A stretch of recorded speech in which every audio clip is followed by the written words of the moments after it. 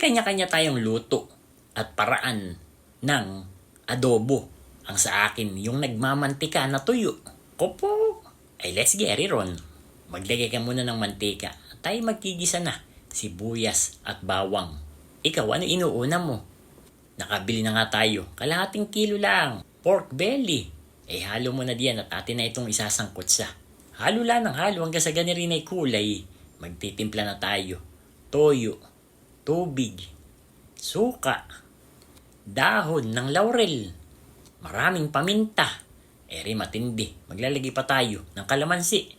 Takpan mo lang hanggang sa lumambot. Dapat medium to low heat lang ang apoy mo para talagang napakalambot at yung kanyang pagkakatuyo dahan-dahan. Nakita mo naman at nagmamantika na. Kapit na yung lasa niya doon sa laman. Yung iba gusto'y masabaw. Kanya-kanya nga tayong